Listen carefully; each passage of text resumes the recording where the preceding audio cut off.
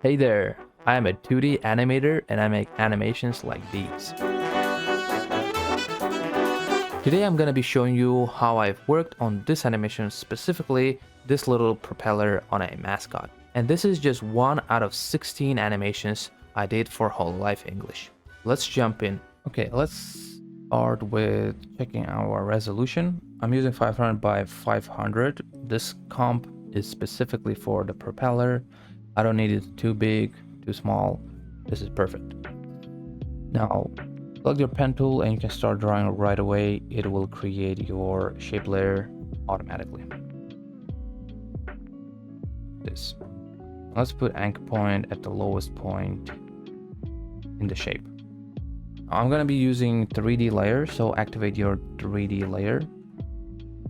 And if I rotate the Y axis, you can see the shape we have gets pretty flat.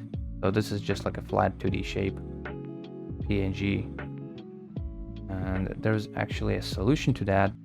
If we go to layer styles, and we pick stroke, you can see we have the stroke applied on top of our shape. It doesn't matter what shape I have, what effects I have, or distortion effects, it will wrap around that. So if I use, let's say, glow effect, it will wrap around the glow as well, even though there's like a blurriness. If I increase, let's say, blur, it will wrap around that as well. Or roughen edges. Yeah, it takes form of roughen edges as well. Pretty cool feature. Now, let's pick the color we have.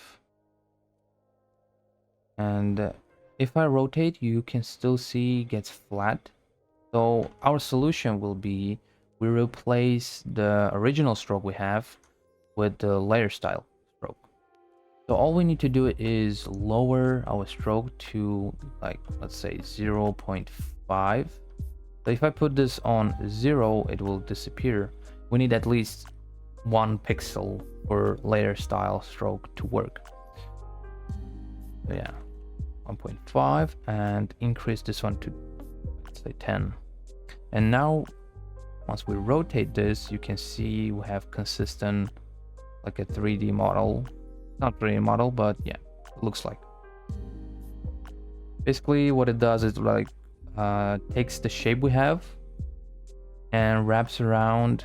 So right now the original shape is very thin, but because we have this one increased, basically just wrapping around it.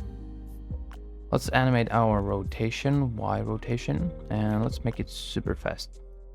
I'm not going to be using keyframes, I'm going to be using expression because we need it super fast and constant, so I don't want to mess with keyframes. We're going to put, let's say, 1800. We can scale it down a little bit. Increase this here a little bit. And also I thought of rotating the X rotation as well, so we get this kind of shape.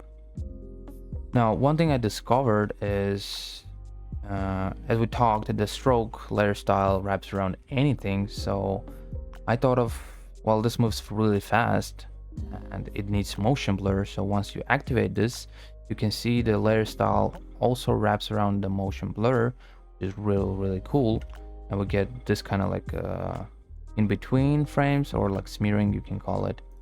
Now, to improve this even further and really give this feel of speed, I would like to add animate type smearing. These like lines that are distorted because of like really high speed. So for that, we're going to be using Rectal Noise. Create a solid Rectal Noise, and it doesn't really matter what texture you're using as long as it's detailed.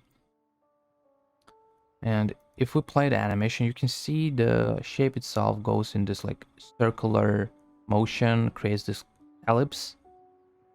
So we will be needing that kind of shape to kind of, whenever it gets here, let's say, it will, the noise, the smearing will be the same shape, the ellipse shape. And for that, we're going to be using polar coordinates.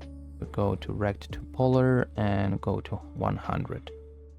We're not going to be using displacement map on shape layer itself, because if you remember, the stroke layer style stroke wraps around. Let's pick this one and go to effect. Yeah, you see the stroke wraps around distortion as well. Instead, we're going to be using adjustment layer, and we pick first. And you notice I picked effect and mask, and if I don't pick it, if I do this, it's not really going to distort, because by default this layer is just white. There isn't much on it.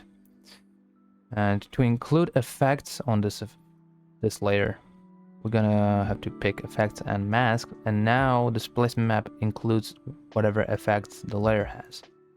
So now you can see we have distortion like this, but it doesn't really look that great. The motion we have isn't really that circular, so for that we're gonna be using transform. So if I scale it down like this, it's not gonna increase this. It's not gonna affect anything. Instead, because we have effects picked here, I'm going to be using effect as well for like any transform manipulation. Basically like just moving anywhere, scaling it down. So I'm going to be scaling height, and I make it like this. Let me show you. Yeah. Like this. And let's go to transform, and I would like to increase this. Yeah, and let's increase this one as well. Now you can see we get this kind of smearing, but it's not really ideal. And you can see there's like really like hard cut between distortion. So I'm gonna create mask around here. So let me turn off these. Basically, first let me explain what polar coordinates does. So basically it takes, let's say, this bottom part, and it stretches all the way and like connects this corner and this corner here. Right? If we reset this, pay attention to how it wraps. It takes these left and right bottom corners, and it wraps in. They meet here basically. So this whole outside area is the bottom part. So if I want, let's say, blur out this bottom, this like specifically this middle bottom area, I'll have to go around here. So let's mask this area. You can see, oh, it's even bigger. And I'm gonna do subtract so we can see the rest. So I'm cutting out this shape, and we're gonna increase the feather. And we can even move the mask a little bit higher. Now, if you pay attention, we have also masks selected here. So whatever mask I'm using, it will apply as well. So you can see here, I'm basically creating transition between distortion and the shape. Now we get the smearing. This. Now all is left is animate rectal noise. And I'm not going to be animating evolution. I'm gonna go to evolution options, and you can see random seed. Basically, random seed picks whatever noise you have, just randomize it. If you don't like specific kind of like a noise pattern, you can just change it randomly. And I'm going to be using distortion. Activate, hold Alt and activate expressions. I'm going to use random, and let's say just 10. So it just flickers really fast like this. And we can actually remove mask and like maybe move the noise a little bit down to like cover entirety of this. And the last thing I did for the animation. So this one is good, but it kind of feels empty. I would duplicate this. Let's go to rotation. Let's say I want to have two propellers that are opposite of each other.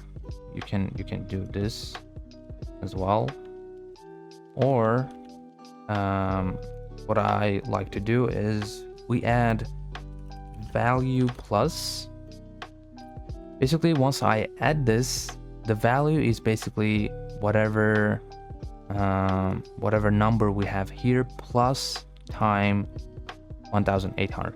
So now I can change rotation of this, where in the first example we can't really change anything because this is like, once we put time 1800, this is basically the strict order which rotation will go and follow.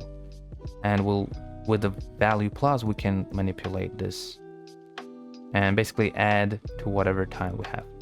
So now I can do 180, which is opposite side, and now we get this propeller. Yeah, it looks much better. Maybe it's a little bit too fast, but yeah, you can change your speed however you want. It's pretty cool. Yeah, so that'll be it. Try it out. Let me know how it went. Don't restrict yourself specifically to this shape, this animation. Try it with different shape, different purpose, not just helicopter, propeller. Yeah, make sure to check out the rest 16 animations I did if you want that out. I also have animation course, like I think like 30 to 50 hours of videos. You might find it interesting, so links in the description. And thank you for watching and have a nice day. Bye.